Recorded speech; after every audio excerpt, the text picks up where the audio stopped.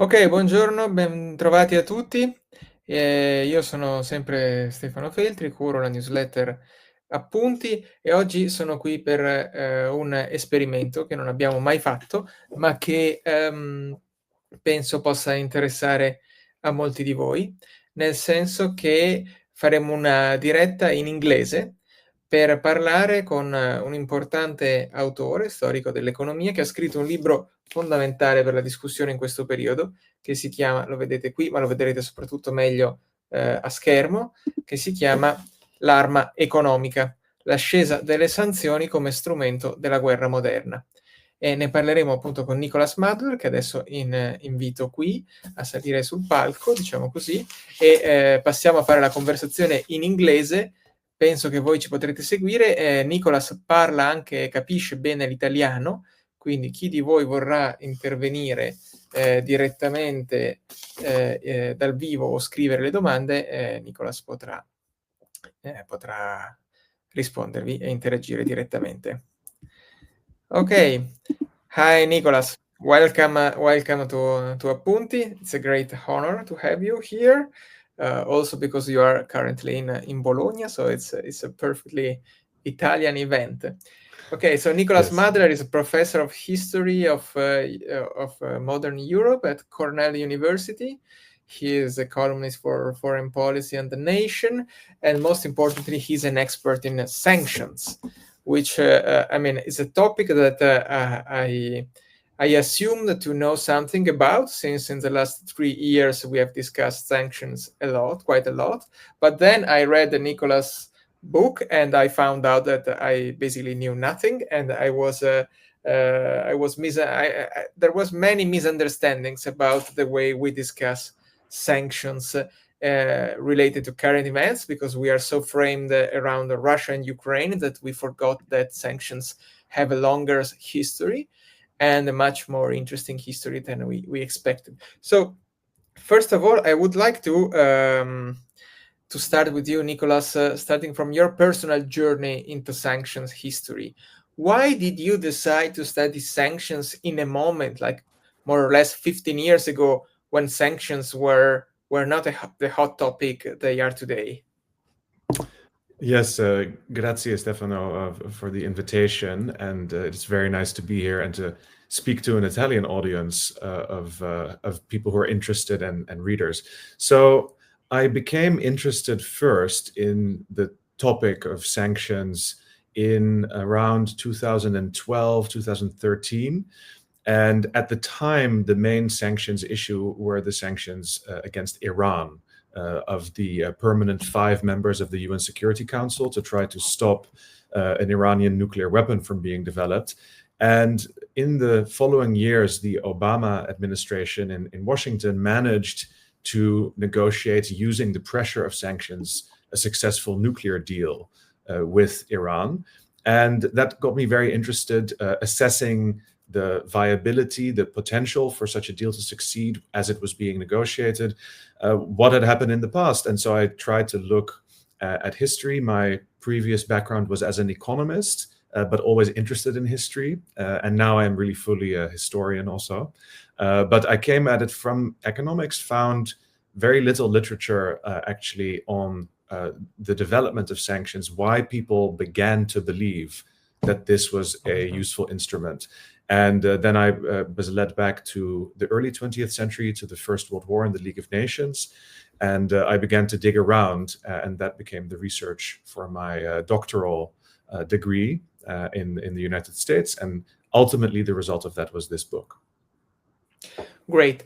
That's a very interesting introduction. But I would like to that you challenge the very usual approach to sanction. We tend to think that sanctions are a pretty nice way to manage conflictual international relations.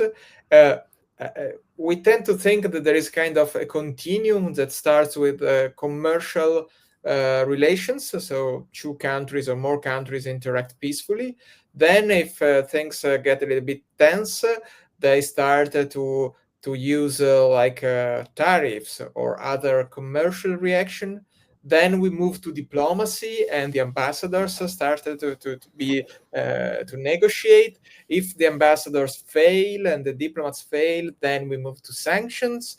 If sanctions fail, then we have boots on the ground and we have soldiers. Basically, your research in the origin of sanctions completely flip this approach. I mean, can you explain why at the very beginning sanctions were considered such an extreme tool of economic war rather than a polite way to deal with conflicts? Yes, absolutely. So the moment that we have to go back to in history is the beginning of the 20th century, the fin de siècle, Belle Époque. And this was a period of enormous economic globalization. And in the first 14 years of the century, so right before the First World War, everyone in Europe was very aware that their societies were importing a lot of goods from abroad, were depending on foreign trade. There was a lot of financial globalization. Banking was extremely internationalized. There were global supply chains, many of the things that we still see today. And it was in this context that the First World War broke out. And in order to fight the war, the Allies, the Entente, especially Britain and France, began to use blockade. They had used blockade before in the Napoleonic Wars and in the 17th and 18th century, but this was blockade in a really globalized world. And the effects of this blockade on Central Europe were quite severe. It caused at least several hundreds of thousands of people. We cannot really measure this precisely, right? The deaths due to some indirect measure like blockade or sanctions, but at least several hundred of thousands of people died as a result Hundreds of of this thousands. economic It's Yes. like an actual war. It's not just a commercial tension. Can you define Yeah. what a blockade is? Because I mean, it's something that is not related to the idea of sanction we have. Maybe it's more related to the idea we have of what happened in Gaza. So is it closer to Gaza approach, a blockade? Yes, it is, because it is the use of direct military resources and assets, especially, of course, a navy, usually to blockade a port or a coastline, preventing goods from being brought in. And it also officially under international law needs to be openly declared by the country that is doing the blockade.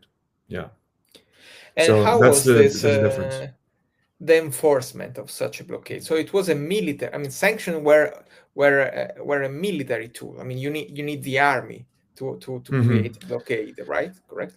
Yes, exactly. And also international law in this period, and this is something that to us today maybe sounds very strange, but in the 19th century, it was actually not very normal to also target the society and the economy of your enemy, even when you were fighting a war. So, for example, to give an example that is relevant to Italy, when France and Austria were fighting in the First Italian War of Independence, 1859, 1860, it was possible for them to continue to do trade across the borders. And if you were a French investor in Austria, your assets were untouched. This was purely a conflict between armies in the field. But World War I broke this assumption because it was a much longer war, much more intense. And so here, for the first time now, society as a whole is being targeted under modern conditions. And so that is what makes it such a big innovation. And who, if you have to choose the main architect or the main ideologue of sanction, who would you name? I mean, Woodrow Wilson. I mean, who is the architect of sanctions? Yes, Wilson is definitely the most prominent internationally, but he is not, I think, the initial designer. For that group of people, we have to look in the bureaucracy that was administering the blockade in the First World War in Britain and in France, so London and Paris. And the key figure is the first person who becomes an official minister of blockade. So this was not a small part of the government. It was an entire independent ministry, full-time focused, with hundreds of civil servants on enforcing the blockade. Actually, many more people worked in World War I on the blockade than work in the EU, for example, today on sanctions against Russia. There's a few dozen people at the Commission doing this. But this was a big enterprise, and the British Minister of Blockade was Robert Cecil.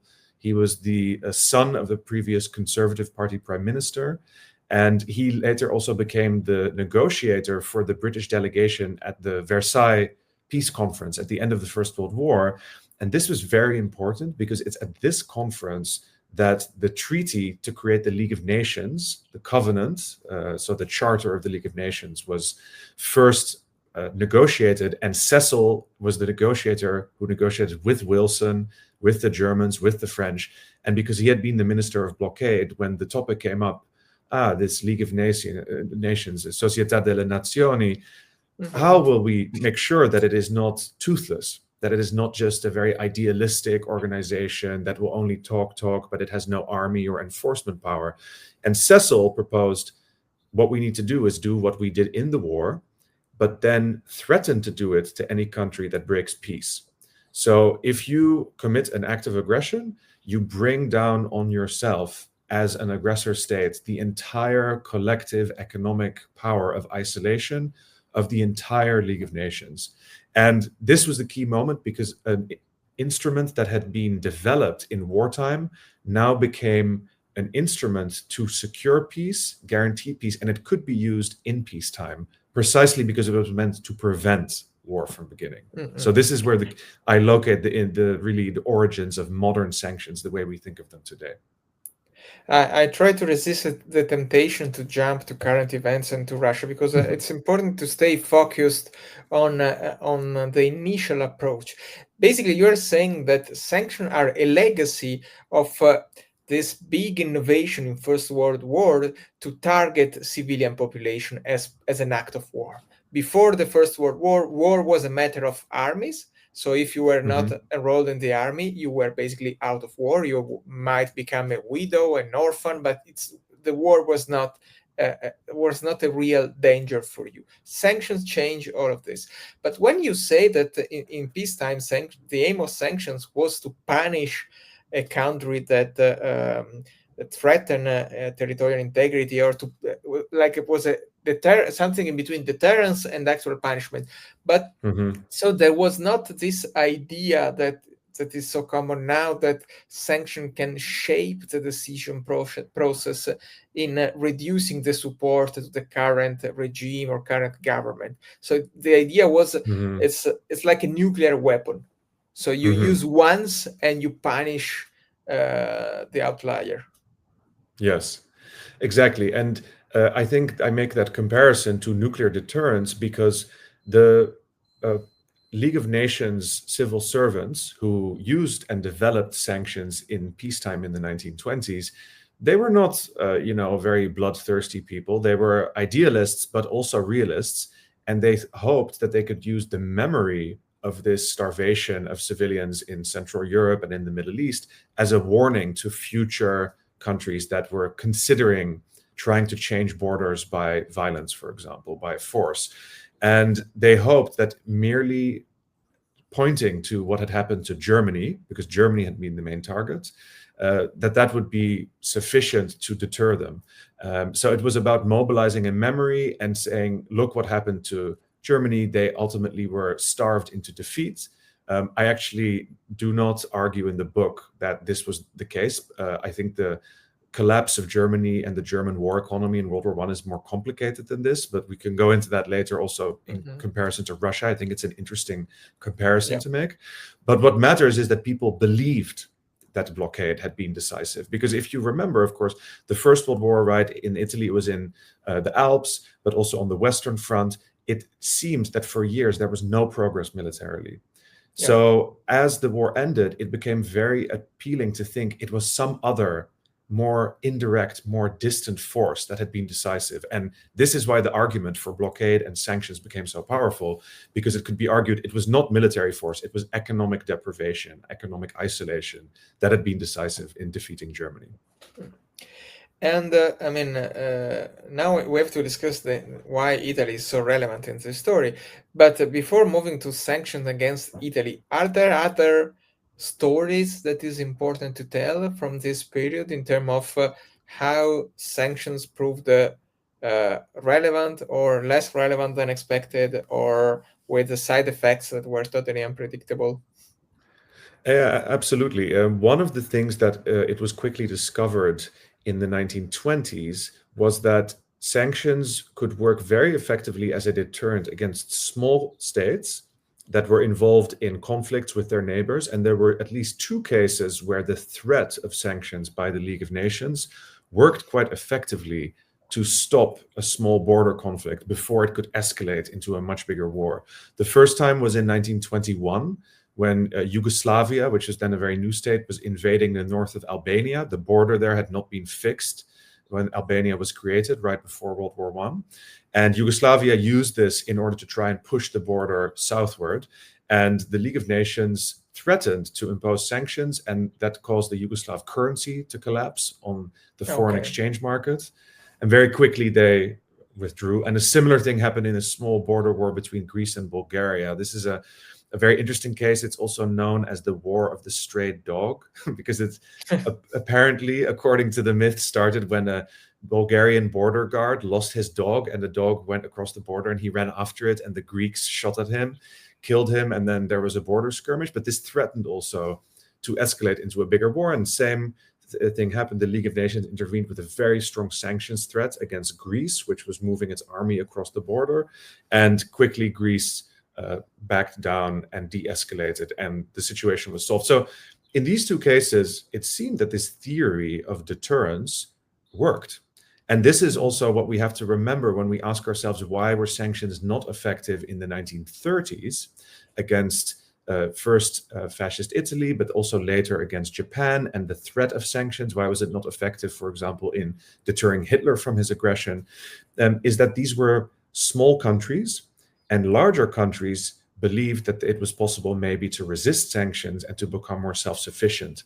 And one of the other big background factors that happened is that, of course, there was the Great Depression. So the key thing that the sanctions needed to work was, of course, a lot of trade between countries, because that creates a vulnerability.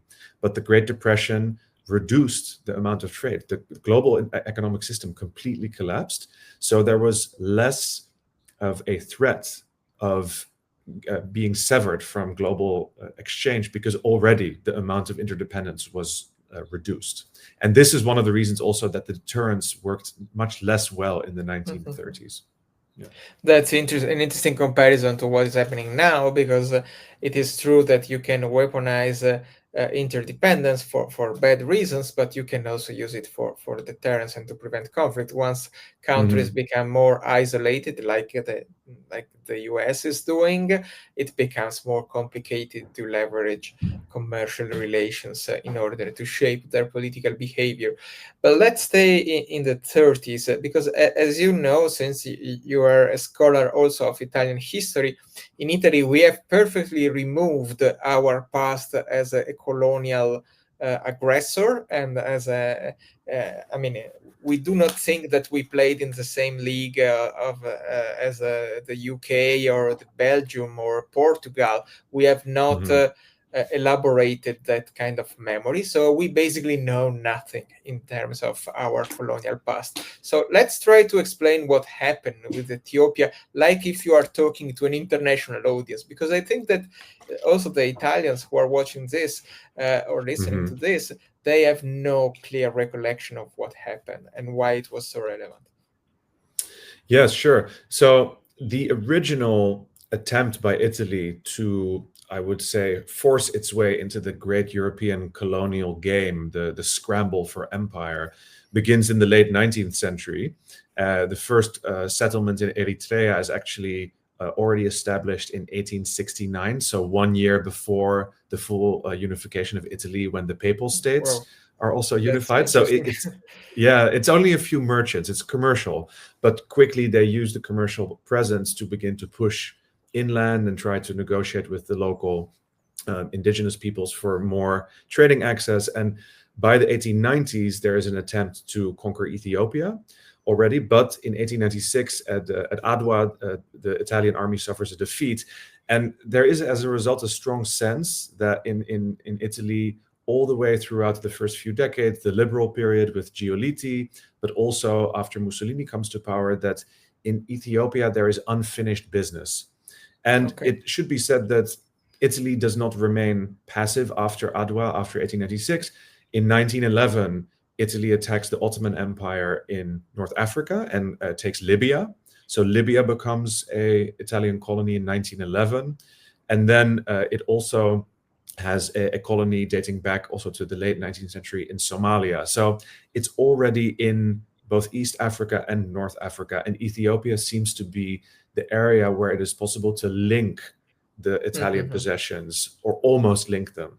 Sudan, which is British, is still in the middle, but at least to have a kind of almost quasi land bridge in northeastern Africa. And these are the ambitions that Mussolini reactivates really in the 1930s, when the depression hits Italy very hard, and he is looking for a kind of new nationalist project around which to rally the population.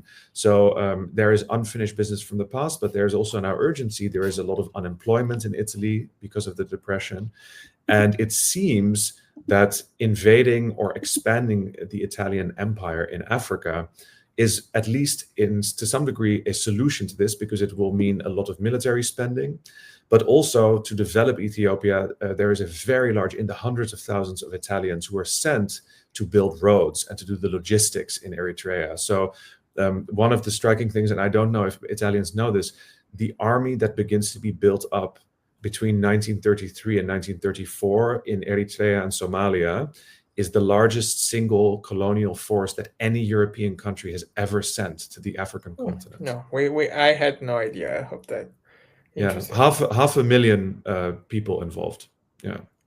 So this is where we are by 1935, and it's a slow build-up. And what's interesting is that it is not a sudden invasion, because it actually takes more than 2 years to slowly build up the forces. Mussolini also gets very distracted. He almost goes to war with Germany over Austria in 1934. There's this tension. This is before Hitler and Mussolini become close, but initially there's a lot of tension over Austria. And the buildup of military forces in East Africa takes time.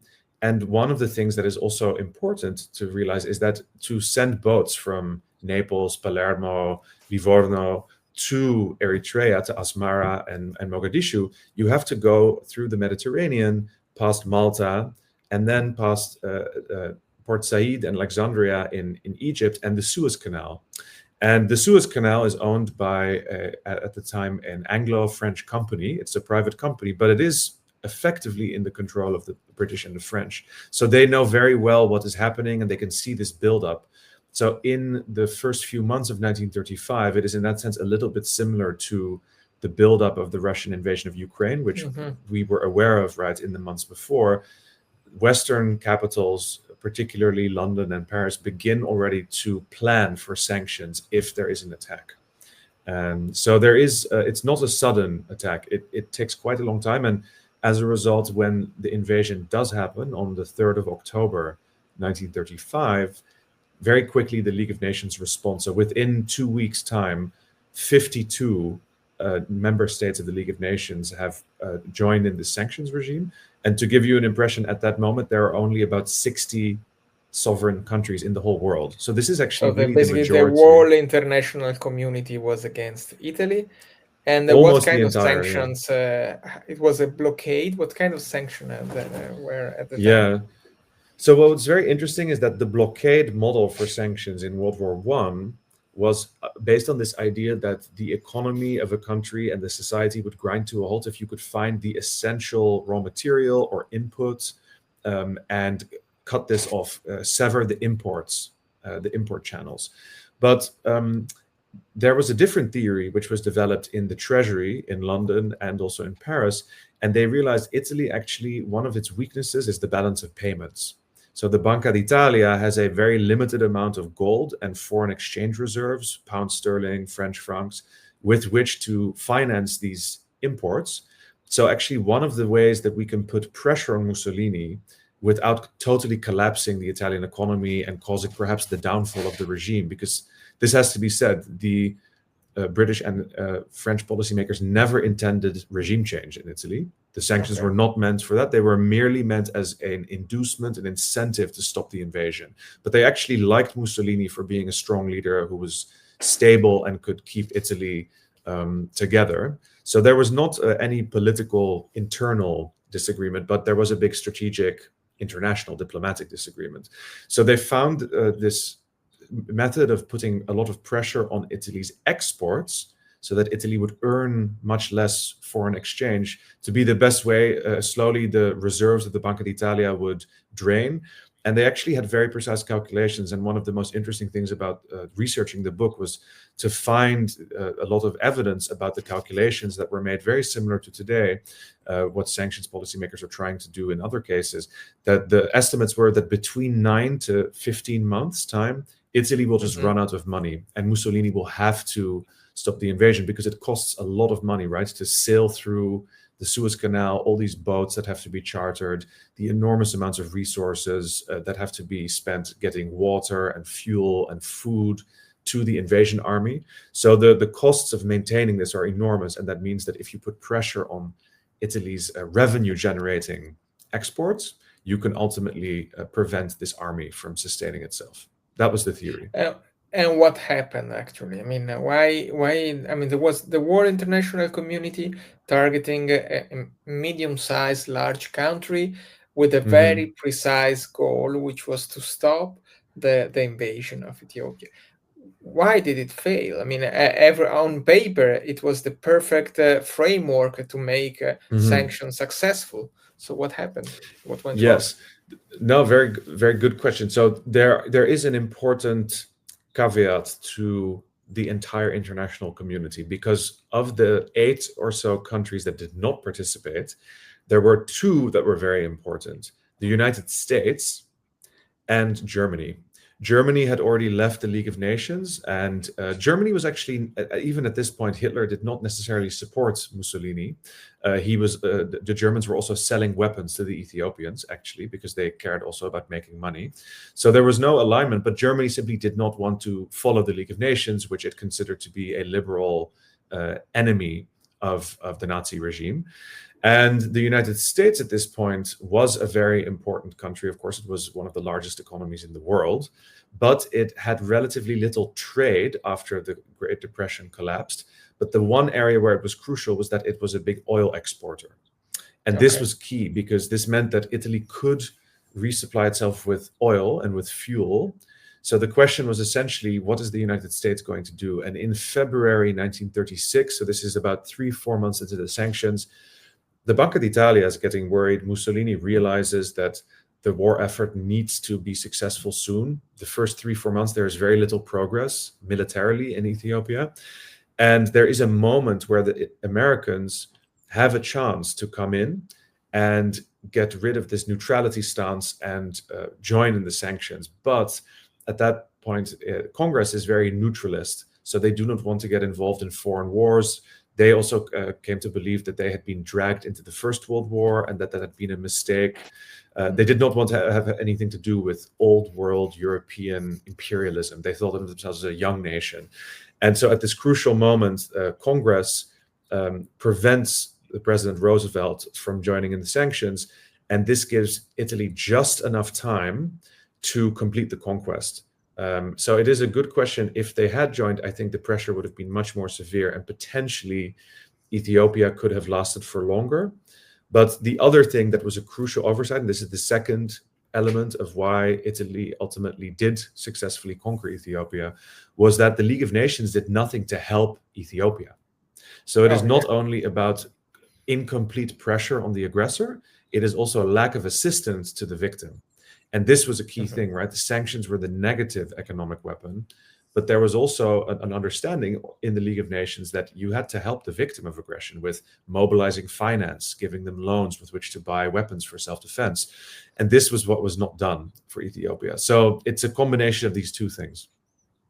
Okay, the analogies with Ukraine start to become too big to avoid the Yes. topic, but I just want to recall to the people that are listening to this conversation. I mean, this is quite a surprising message that basically the fascist regime lasted 10 years more than was possible just because the US did not join the sanction regime. So that's interesting. I mean, Yeah, I mean, I don't know what the result would have been for Mussolini's entire regime. It would obviously not have been good, and potentially someone else would have taken over, but it was not the aim to topple him. The only aim was to create a stalemate militarily and negotiate something. And Britain and France were actually prepared to force Ethiopia to make territorial concessions. So this was the other problem, right? That the sanctioning powers were not actually totally neutral.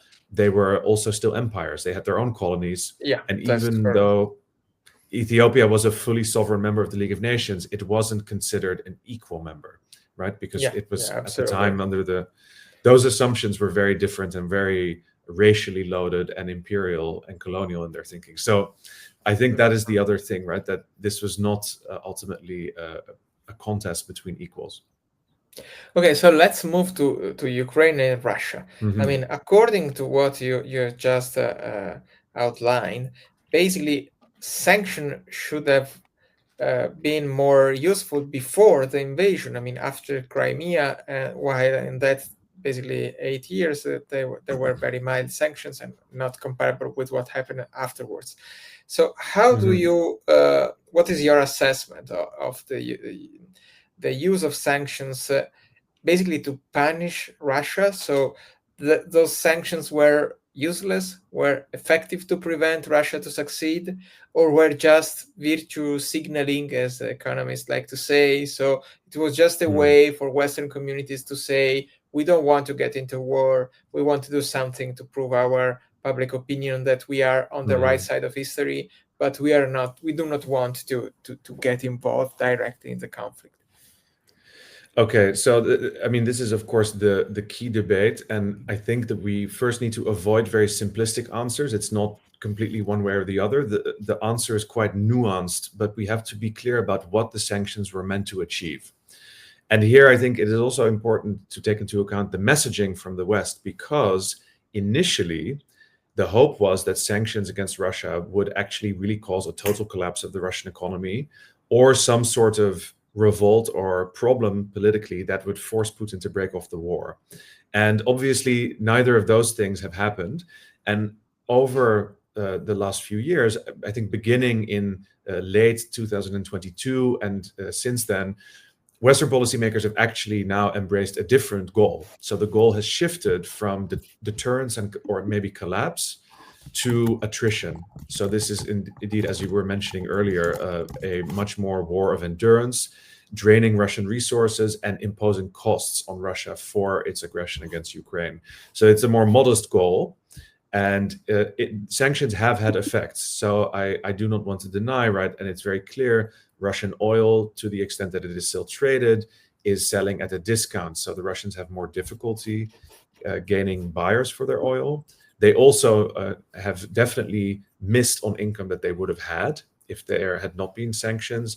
There has been damage to the economy. So these are undeniable effects. But the key distinction I think that we need to make in the sanctions debate is between effects on the one hand and efficacy. And efficacy is political. Effects are material, and they're undeniably material effects, but they have not been translated into the political efficacy that we would like to see. So there is not a bigger opposition in Russia now. In fact, the regime of Putin has consolidated. A lot of the opponents have been forced out of the country, and the economy has now transformed to sustain this war in the longer run. So in that regard, I think that they are not efficacious, and that's why the goal has shifted. But I think many people still are judging it by the initial goal, and as a result, it is tempting to say we tried something ambitious and it just didn't work, and so the sanctions are ineffective. And I also want to say one more thing for the European context, which is that for Europe in particular, the sanctions have also come to fulfill a different role, which is to show European unity. And this is tricky, Mhm. right? Because, of course, there are some countries like Hungary and Slovakia now that are beginning to bargain, to obtain concessions from other European leaders. We want to have a carve-out, we want to have an exemption if we're going to vote for a new package. And it is now becoming a problem. The initial first sanctions packages were really unanimously passed, but I think that this effective sanctions as a glue for European unity and integration is beginning to show some cracks. And of course, the Trump administration is also playing a role in this, because America's position has really shifted in the last few months. Yeah. And how do you explain the difference between the original goal, which was to lead to economic collapse and regime change, probably, and the updated goal, which is basically to buy time for Ukraine?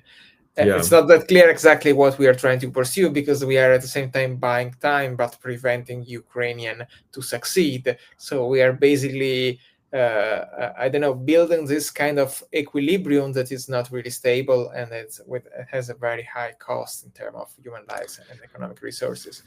But how do you explain that the sanction?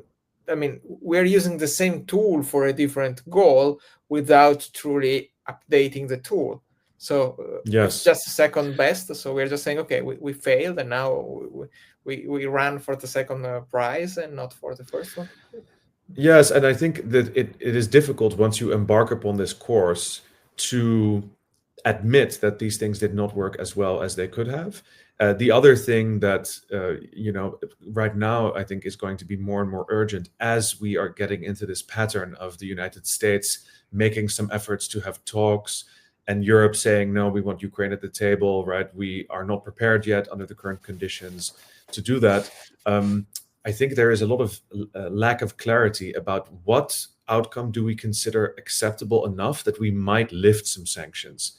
And if the answer might be that some European states, I think, are not prepared to lift sanctions at all under the current circumstances, even if there's a ceasefire, because the goal has then become different. It is no longer inducement to create peace. It is containment.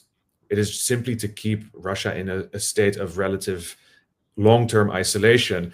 And then the question becomes, right, how do the goals of justice and international law clash with diplomacy and politics? And creating some sort of incentive, using some sanctions relief as a bargaining tool.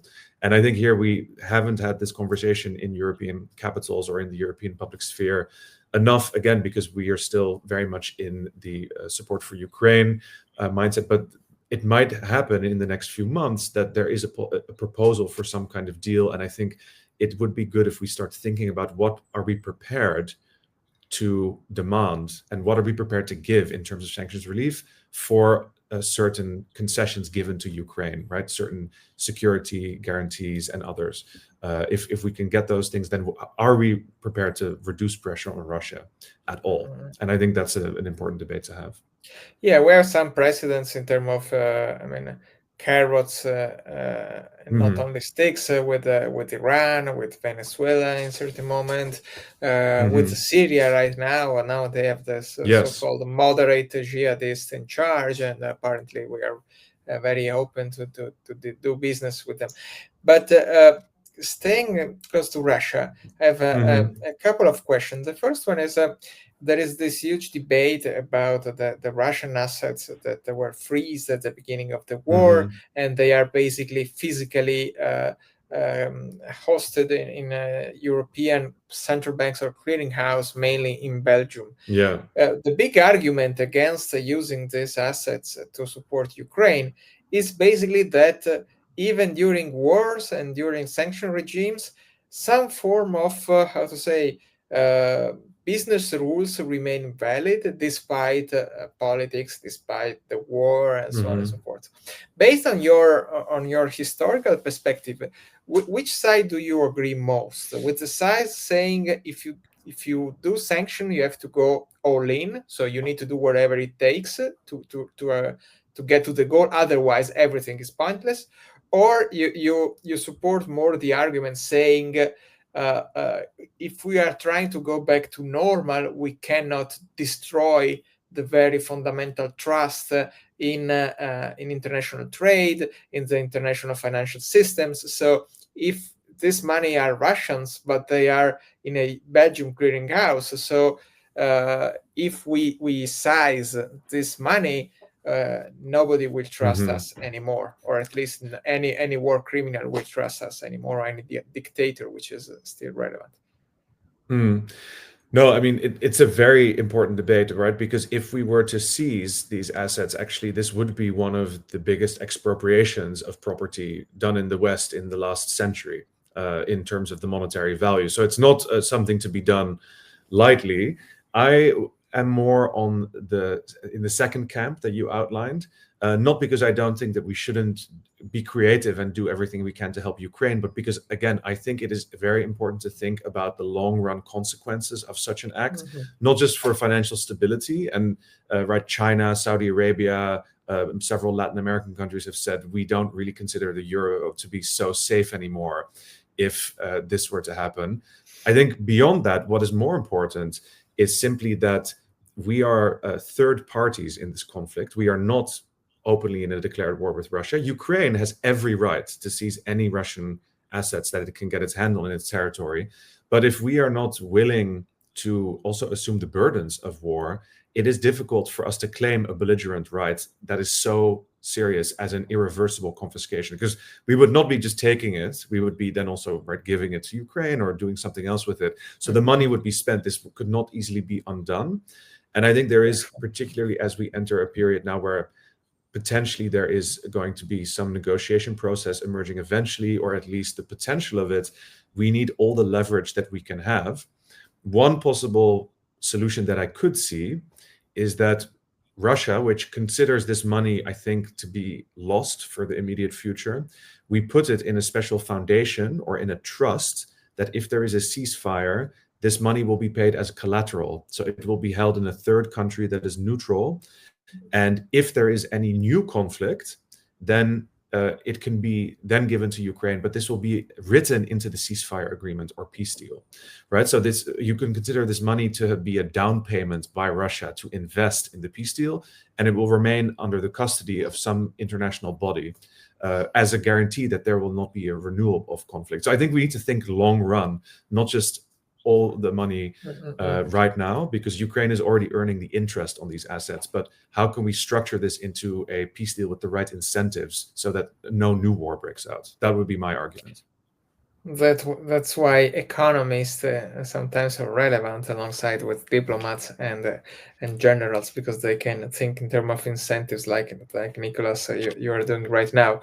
A very important message from your book that I found, I mean, obvious once that you read it, but not that obvious before reading your book, is that sanction regimes basically request a cooperation by the private sector, because I mean the state decides sanctions, but then, especially now in the current form of globalization, private companies actually deliver the sanction effectiveness. So how do you navigate through this delicate balance where basically the state is asking companies to renounce, to give up to business opportunities, because now here in Italy, each time you interact with companies, especially with big exporting companies like I mean, I interact with some of them, and they in the mechanical industry and so on, and basically they found any possible way to get around sanctions and to export to Kyrgyzstan or to other countries, just so that then they stop exporting formally to Russia, but basically they are circumventing the sanctions.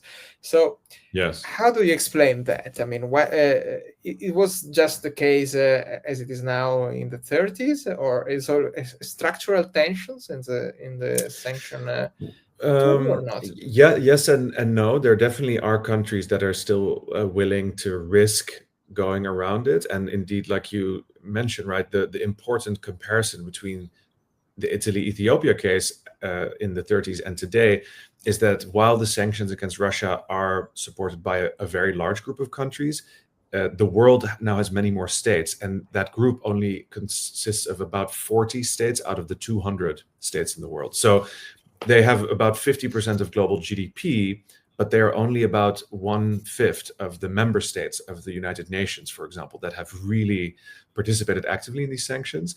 And that means that all these Asian countries and other states can act as conduits and intermediaries for trade links that can evade sanctions by companies like the ones you mentioned, right? These sorts of patterns. And the other thing, however, is that there is still a very big chilling effect.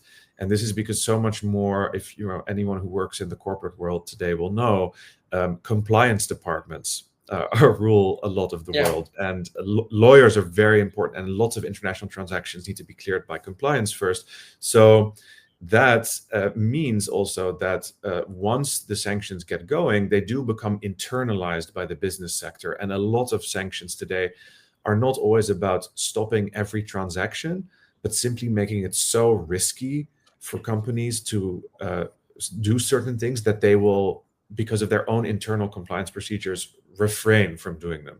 So it is again about incentives, right? You create extremely heavy punitive fines, strict liability. So even if a company doesn't know that it is breaking sanctions or violating sanctions, as long as it materially does, it can be prosecuted in a court. These are the sorts of things that make it just rational to avoid any uncertain case, right? So you will, at the margin, refrain from doing these transactions if you don't know the ultimate beneficiary.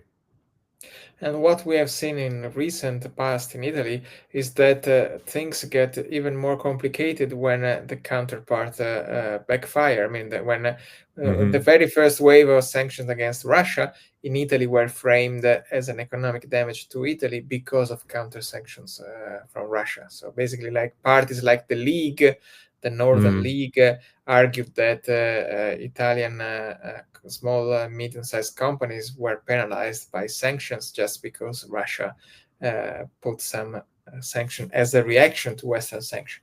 So that's also a problem. I don't think it was the case in the 30s because, I mean, it was so clear who, I mean, the victim of sanction could not retaliate in any meaningful way, I think. No.